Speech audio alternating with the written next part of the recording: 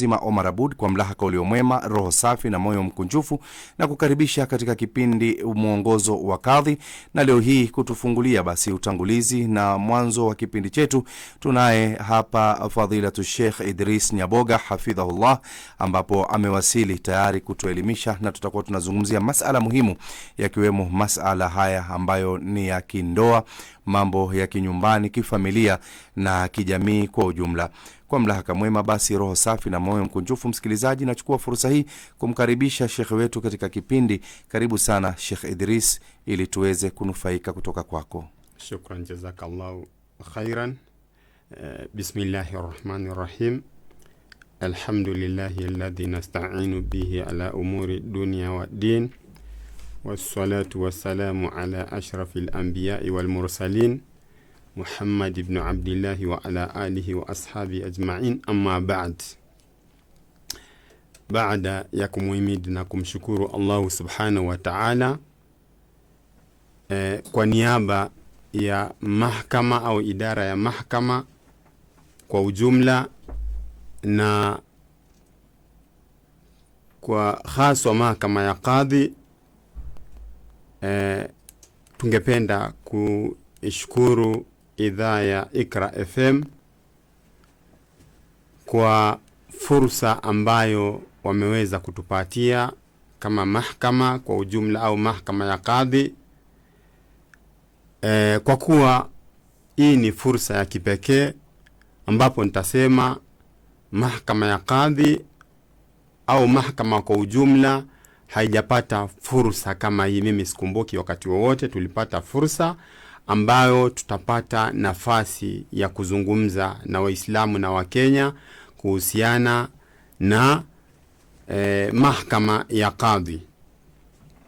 Kwa hivyo, baada ya vile vile kuishukuru idhaa ya Iqra, vile vile tunamshukuru yoyote ambaye amekuwa ni mwenye kuchangia ima katika mali yake au katika fikra yake kuhakikisha kuwa kipindi kama hiki mwongozo wa kadhi kimepatikana ili kuwafaidisha Waislamu au Wakenya kwa ujumla.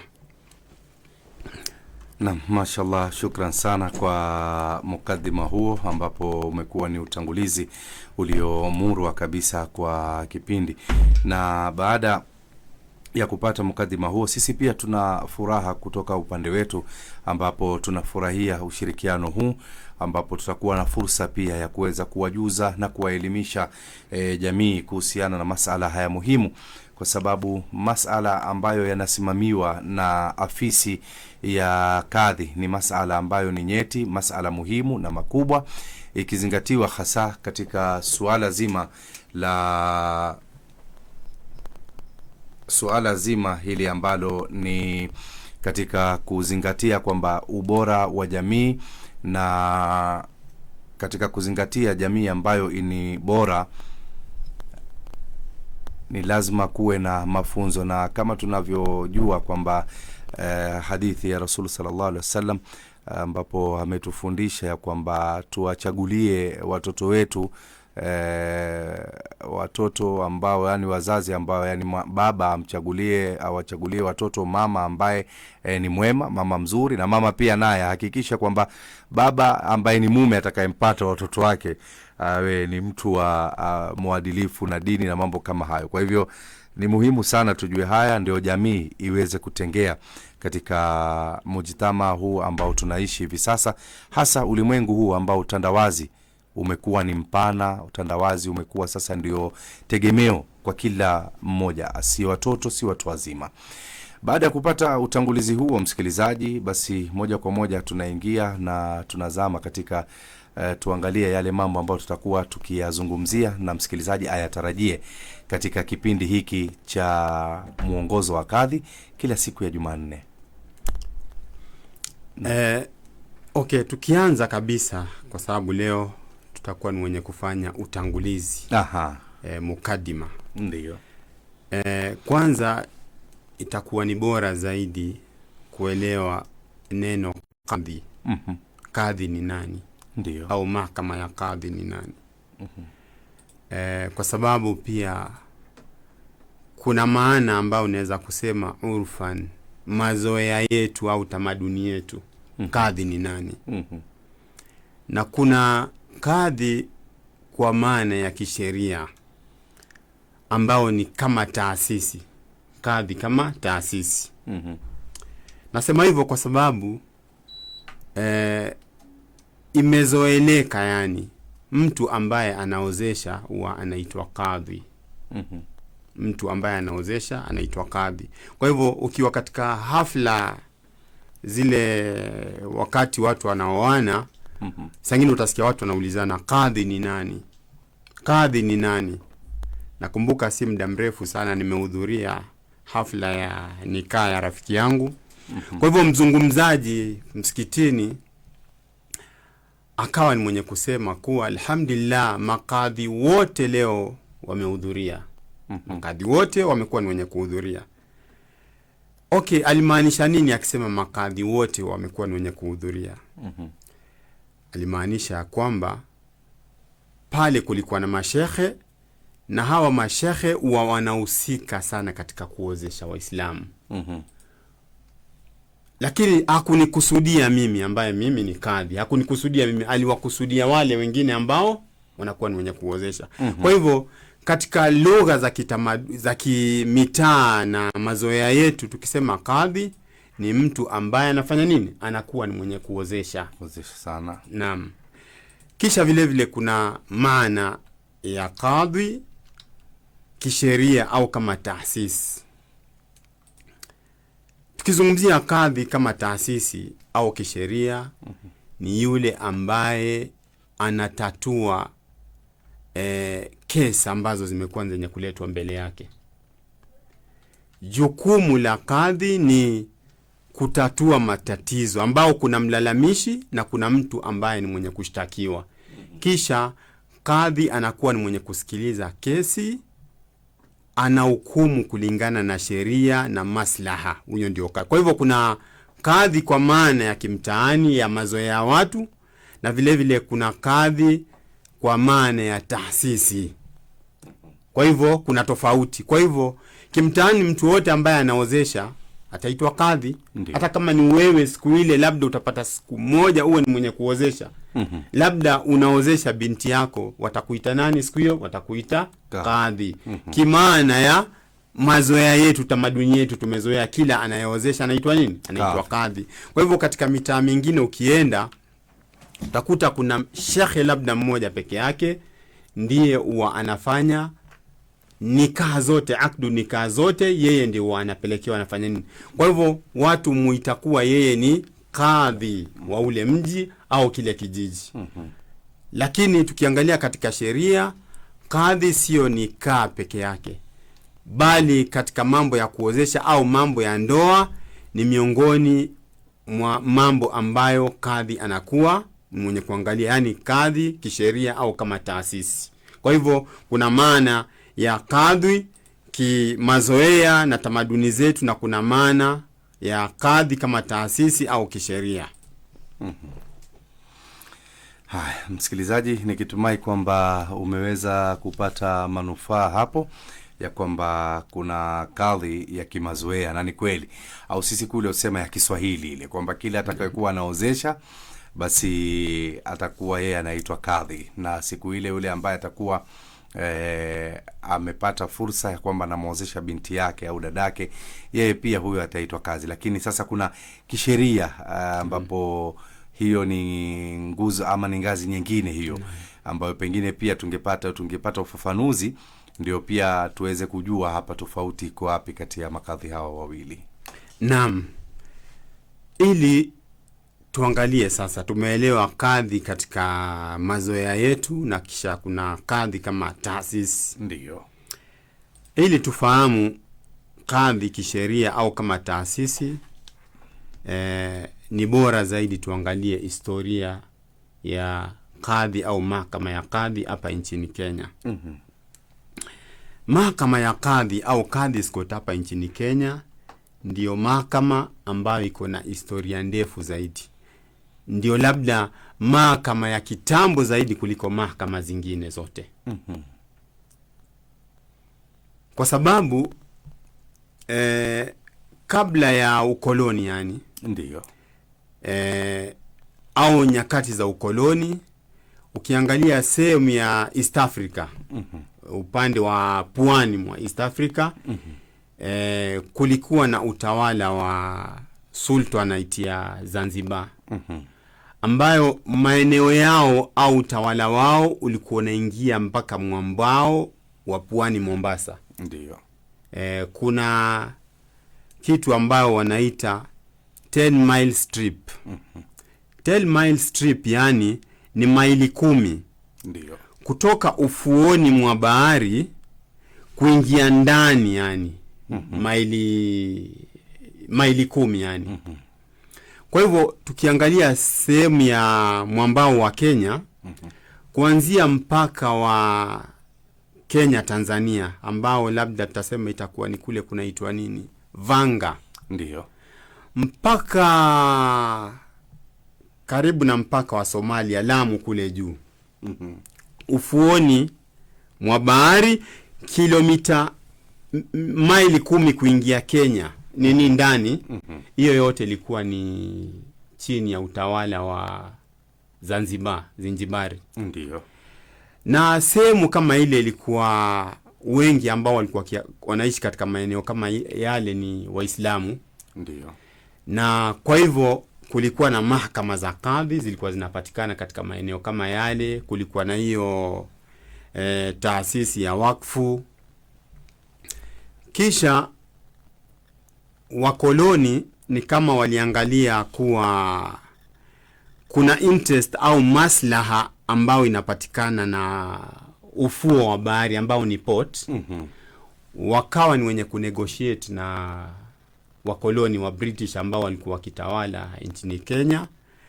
Kwa hivyo wale Waislamu au Sultanate ya Zanzibar wakawachilia ile sehemu, sio kama koloni. Ndiyo.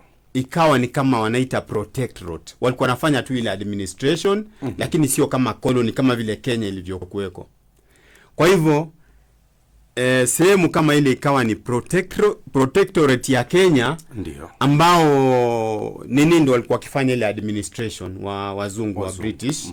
Lakini zile mahakama za kadhi na ahwali za Waislamu zikawa zenye kuhifadhiwa. Kwa hivyo ile hali ikaendelea mpaka Kenya ikawa ni yenye kupata uhuru. Tulipopata uhuru sasa ikawa kuna mvutano kidogo. Kenya ikipata uhuru, hii sehemu itabakia ni Zanzibar au itakuwa, basi pakawa na majadiliano mpaka mwisho wakakubaliana, wakasarenda ile sehemu ikakuwa nchini Kenya. Lakini kwa masharti ya kwamba mahakama ya kadhi iwe ni yenye kuhifadhiwa na iwe ni yenye kufanya nini, kuheshimiwa. Kisha baada ya hapo ndio ikakuja ikaingia katika katiba, constitution ya kwanza ya Kenya. Na ikawa ni yenye kuendelea, ikaendelea, ikawa ni yenye kuingia bara baada ya kuwa ilikuweko katika sehemu za pwani peke yake. Ikaenea katika bara mpaka mwisho kukakuwa na referendum ya 2010 ambao ilikuwa na mzozano mkubwa sana baina ya Waislamu na wasiokuwa Waislamu, wakisema kulikuwa na discrimination, kulikuwa na ubaguzi, kuwa taasisi ya mahakama ya kadhi haifai iwe yenye kuwa funded na serikali, pesa za umma, kwa sababu huo ni ubaguzi, unapendelea dini moja. Basi pakawa na mvutano, kulikuwa na kesi kwenye mahakama hivyo, lakini kwa uwezo wa Allah subhanahu wa ta'ala mahakama ya kadhi ikawa ni yenye kubakia katika constitution ya ambao tuko nao ya 2010. Na baada ya hapo tunaona mahakama zimekuwa zenye kutapakaa katika sehemu tofauti hapa nchini, yani katika kaunti karibu zote nchini Kenya kuna mahakama ya kadhi inakuwa ni yenye kupatikana. Kwa hivyo ndivyo ilivyopatikana mahakama ya kadhi katika nchi au republic ya Kenya. Na msikilizaji, ni katika hali hiyo ya utangulizi ambapo historia murwa na kabambe kuhusiana na mahakama za kadhi hapa nchini Kenya, uasisi wake, kuanzishwa kwake msikilizaji, na ni kwamba ni ndio mahakama ya kwanza haswa katika taifa la Kenya, mahali ambapo palikuwa pakihukumiwa, pakifanywa hukum na mwenye haki akapewa na yule wa batili pia akaweza kuadhibiwa, na kabla ya kuja mifumo ya mahakama hizi ambazo ni za sasa, ambapo wengi wanaziita mahakama za kisheria au za kikatiba, law court. Kwa hivyo kwanza kabisa ni mahakama ya kadhi iliyotangulia, alafu hizi nyingine ndo zikafuatia, na historia yake ndio hiyo, ambapo mpaka leo tunazungumza kwamba katika kila kaunti kuna mahakama za kadhi ambazo zinashughulikia matatizo ambayo yanawakumba haswa wanandoa ambao ni katika jamii ya Waislamu. Baada basi ya kupata kufahamu tofauti ya kadhi yule ambaye ni wa mazoea, tuliyemzoea sisi wa kawaida, tumepata na yule kadhi ambaye ni wa kisheria, ambaye ni wa kisawasawa, ambaye ndio huyu wa mahakama na anayesimamia mahakama za kadhi.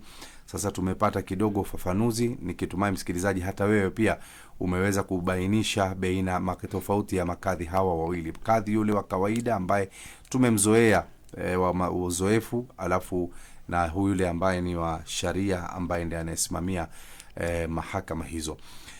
Baada ya kujua historia hiyo, tutizame sasa majukumu ya makadhi. Majukumu au uwezo wa mahakama ya kadhi ambao kwa lugha ya kizungu wanaita jurisdiction. Jurisdiction maana yake authority. Mahakama ya kadhi imepewa uwezo gani? Hapa nchini Kenya hiyo jurisdiction inapeanwa na constitution, katiba ya Kenya. Ndio. Ama statute, sheria ambayo imeundwa au imetengezwa na bunge, parliament. Uwezo au jurisdiction wa mahakama ya kadhi inapatikana katika kipengele, yani article 170 paragraph ya 5. Ndio imeeleza mahakama ya kadhi ina uwezo kiasi gani. Ndio. Vile vile kuna statute au act, sheria ambayo imetengezwa na bunge ambayo inaitwa Kadhi's Court Act, ambayo ndio ya kwanza ilitengezwa 1967. Pia vile vile inaeleza au imetaja uwezo wa mahakama ya kadhi. Kwa hivyo katika article 175 imetaja katika uwezo wa mahakama ya kadhi, au katika mambo ambayo mahakama ya kadhi inakuwa ni yenye kuangalia na kutatua. Jambo la kwanza wamesema ni personal status kwa lugha, na nimekuja kugundua ya kwamba hii katiba ya Kenya tuko nayo, constitution, bado haijafanyiwa tafsiri kwa lugha ya Kiswahili. Kwa hivyo Waislamu pia wanafaa wachangamke, pia papatikane. Sijaona nuskha au kopi ya katiba ya Kenya kwa lugha ya Kiswahili. Na inafaa pia kuwe na, kwa sababu pia lugha ya Kiswahili ndio lugha ambayo inatumika na idadi kubwa ya watu sana. Kwa hivyo katika uwezo wa kadhi wamesema personal status. Personal status nukta ya kwanza. Kisha wakasema divorce ambao ni talaka. Kisha wakasema marriage ambao ni ndoa. Kisha mwisho wakasema inheritance ambao ni urithi. Kwa hivyo hapo ndio mahakama ya kadhi imepewa uwezo. Hayo ndio mambo ambayo inafaa kudili nayo. Tukisema divorce inaeleweka ni nini? Divorce ni talaka, tunajua. Ndoa ni ndoa zetu za Kiislamu kawaida. Inheritance tunajua ni mambo ya mirathi. Lakini hapa kuna kuja personal status. Personal status ni nini? Na ni nukta ambayo imeleta changamoto katika mahakama za kadhi hapa nchini na vile vile mahakama za juu kama vile High Court na zingine, imeleta changamoto sana kuhusiana na personal status ni nini. Kwa sababu saa nyingine kuna kesi inakuwa katika mahakama ya kadhi, kadhi akaelewa kuwa hii kesi inaingia katika personal status. Kisha kadhi akawa ni mwenye kuhukumu na kumaliza kesi kama ile. Mmoja katika wale ambao walikuwa katika wanahusika katika ile kesi labda akuridhika, akaichallenge, akafanya appeal. Akisema ya kwamba mahakama ya kadhi haikuwa na uwezo wa kusikiza hiyo kesi. Kwa sababu sio personal status hiyo. Kwa hivyo personal, lakini tukirudi katika fiqh ya Kiislamu, personal status tukifanyia tarjuma inaitwa al-ahwalu shakhsiyya. Al-ahwalu shakhsiyya yanaingia mambo mengi sana ndani yake, ambao inaingia mpaka kesi za watoto, na ndio mara mingi inaleta changamoto ya kwamba je, kadhi anaweza kusikiliza kesi ambayo inahusiana na watoto? Kwa sababu mara mingi kesi za talaka zikiingia katika mahakama ya kadhi, mwisho labda ikafikia mahali kadhi akaona maslaha ni kuvunja ile ndoa. Kisha kuna mambo ya watoto. Nani atakaa na watoto? Nitakuwa nani je, kadhi anaweza kudeal na kuhandle kesi kama ile? Ni jambo ambalo liko na utata ndani yake mpaka leo. Kwa hivyo wengi katika makadhi wanakubali kuwa wako na uwezo wa kudili na kesi ambazo za watoto na mambo ya guardianship.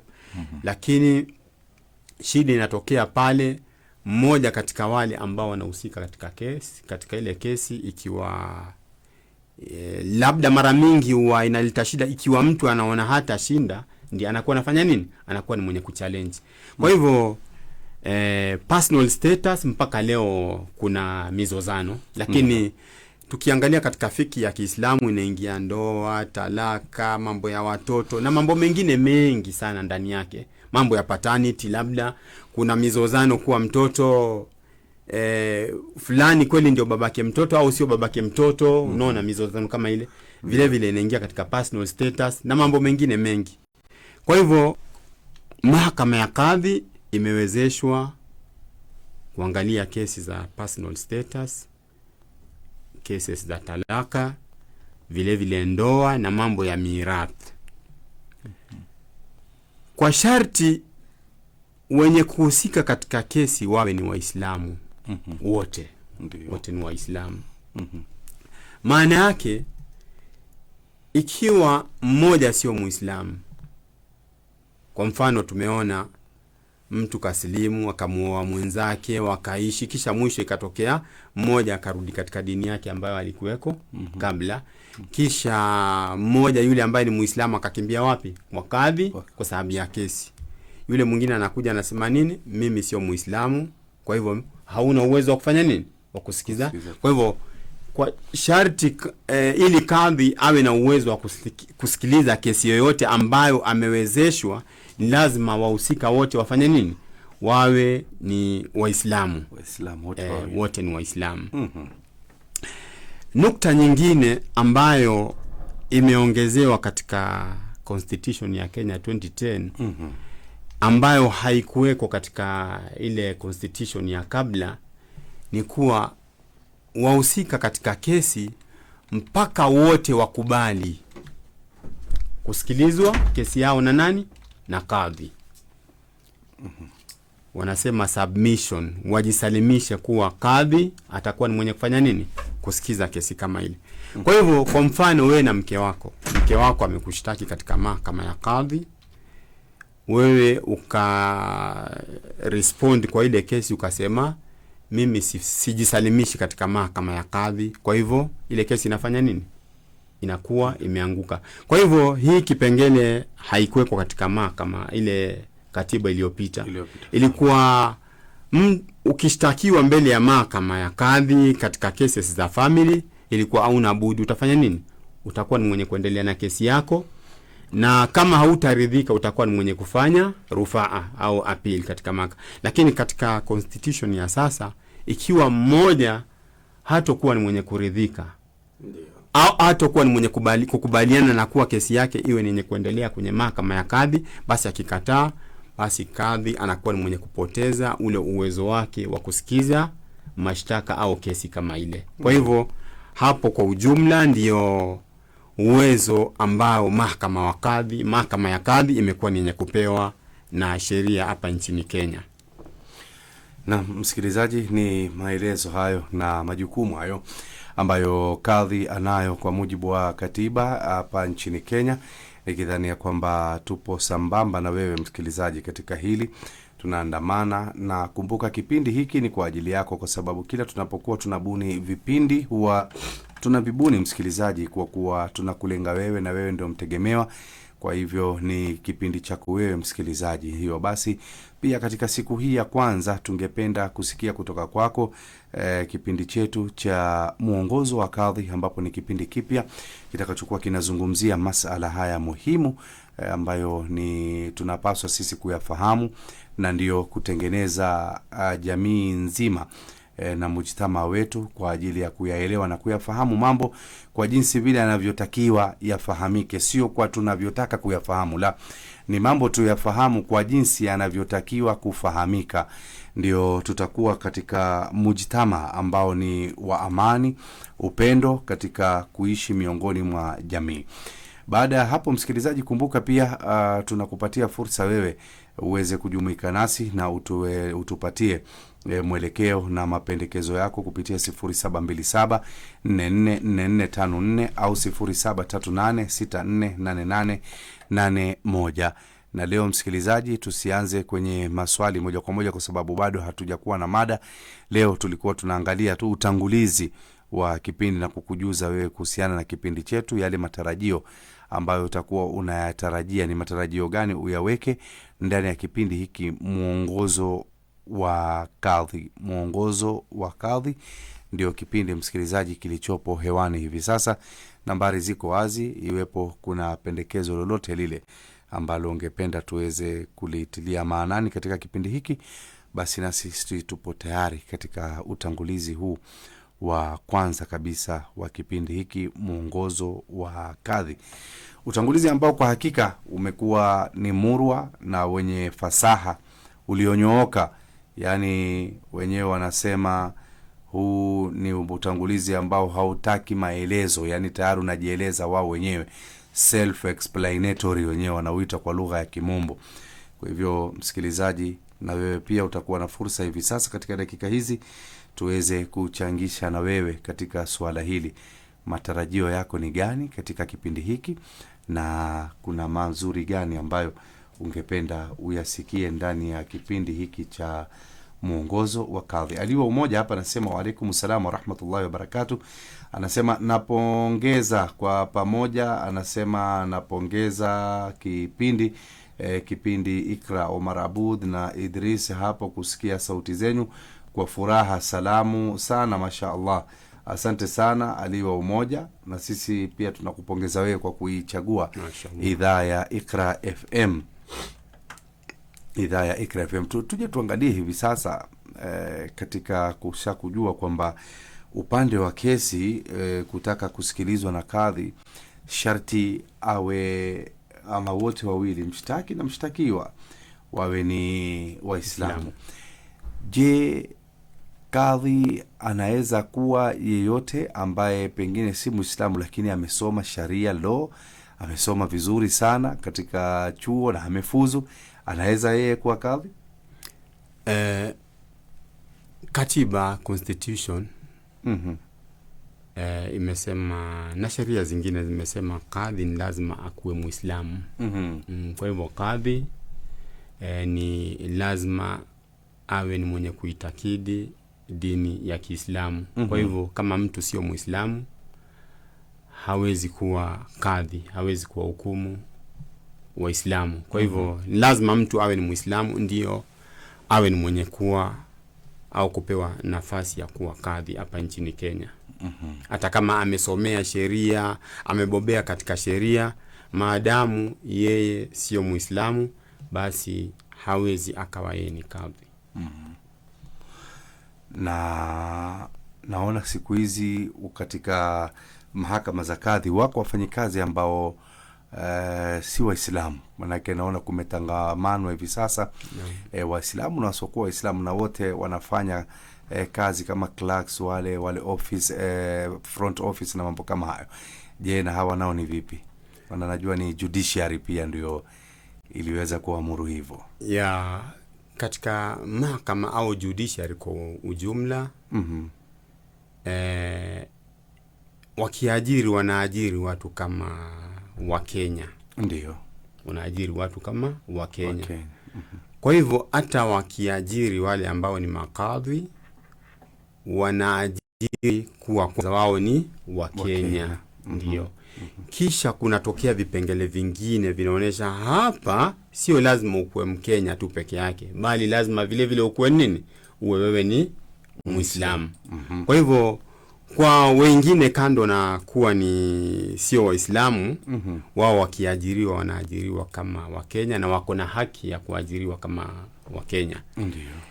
Lakini katika utendaji kazi, kule kusikiliza kesi na kufanya uamuzi, ni kadhi peke yake anafanya. Hawa wengine wanakuwa ni kama wasaidizi kusudi kazi zifanye nini? Kazi ziwe ni zenye kusonga. Kwa hivyo ikisemekana kuwa labda kadhi ataajiriwa peke yake au lazima sharti aajiriwe wenye kumsaidia wawe ni Waislamu, sasa itakuwa labda inakwenda kinyume na katiba ambayo imesema kuajiri watu wanaajiriwa kama nini? Kama wa Kenya. Okay. Isipokuwa kwa kadhi tu ndio pakae kwa sharti kuwa ni lazima afanye nini? Awe Muislamu. Kwa hivyo inakubalika kwa wale ambao sio Waislamu kuwa ni wenye kufanya katika mahakama ya kadhi, katika kusaidia na kufanya kesi ziwe zenye kuendelea na kutatuliwa kwa haraka iwezekanavyo. Naam. Katika ujumbe mwingine hapa anasema wa alaikum salam wa rahmatullahi wa barakatuh. Anasema kwanza napongeza kipindi. Anasema napongeza kipindi, mashallah. Anasema ni mambo ambayo yalihitaji sana kusemwa na kusikizwa. Anasema upotofu wa maadili unaanza hapo kwenye kuchaguliana mume na mke na kwenye sherehe za harusi, hatimaye kizazi kitakachokuja. Anasema tunalaumu kizazi lakini tulisahau kuanzisha kile kizazi. Anasema ni kweli maneno yako mtu mzima. Huyu ni Mutisi akiwa maeneo ya Ukambani. Mashaallah. Kwa sababu ni kweli sisi tunatumia means nyingine, alafu sasa tunataka tupate results ambazo ni kweli. Sasa alafu kitalaumiwa kile kizazi, wapewa watoto hawa hawasikii nani, lakini tumesahau katika zile sherehe na pia katika kuchaguana. Kuna watu wanapeleka posa, lakini ukipaka background uiseme vizuri na ukionekana kwamba mambo bana huyu kazi yake haitoweza kumweka mtoto wetu bwana, au masharti makubwa ambayo watu wanapewa. Kweli ni matatizo ambayo yako katika mujtamaa wetu wa Kiislamu. Ambayo pia inapelekea mara mingi hizi ndoa zikawa sio zenye kudumu. Ndio. Kwa sababu ya watu kutokufuata yale maadili ya Kiislamu. Ndipo ikapelekea ya kwamba ndoa kama zile zitakuwa zenye kupitia matatizo, na mara mingi mwisho zitakuwa zenye kufanya nini? Kuvunjika na kuisha. Kwa hivyo kwanza kabisa ni kuwasihi Waislamu warudi katika maadili ya Kiislamu. Turudi katika mafundisho ya Kiislamu. Ndio. Kisha matatizo mengine yote yatakuwa ni kuondoka yenyewe bila mambo mengine kuhusishwa sana. Katika ujumbe mwingine hapa wanasema kwenye ujumbe kupitia 0738648881 anasema wa alaikum salam wa rahmatullahi wa barakatuh. Anasema tunapongeza kipindi. Anasema tunakipongeza kipindi, hakika kuna mazuri mengi sana ambayo tunatarajia. Anasema hapo mumefikiria na kuzingatia kwa pamoja, kwa sababu hayo ni mambo ambayo yalikuwa yamenyamazwa anasema hatuyapati hata kwenye darsa, anasema ni aghalabu sana, lakini sasa anasema naona tumepata ufumbuzi. Anasema salamu kwa shekhe wetu, mgeni wetu, anasema Mwenyezi Mungu amlipe kila la kheri katika kujitolea kwake. Amin. Huyu ni Amina kutoka maeneo ya Isili. Asante sana Amina ukiwa maeneo ya Isili. Na mwingine hapa anasema wa alaikum salam wa rahmatullahi wa barakatuh.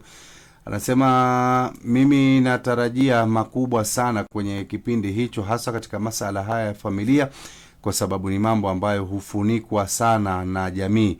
Hiyo basi hatupati mwelekeo wala muongozo. Kwa sasa kupata huu muongozo wa kadhi ndani ya Iqra FM, anasema ni jambo kubwa sana ambalo tunalipokea kwa mikono miwili, miguu miwili. Asante sana Peter ukiwa maeneo ya ukiwa dukani pale maeneo ya South Sea opposite ya Water. Nasema ni mambo ambayo yalikuwa hayaekwi paruanja kinaga ubaga vile. Anasema ilikuwa yanafichwa sana na jamii, ambayo huwa ni matatizo.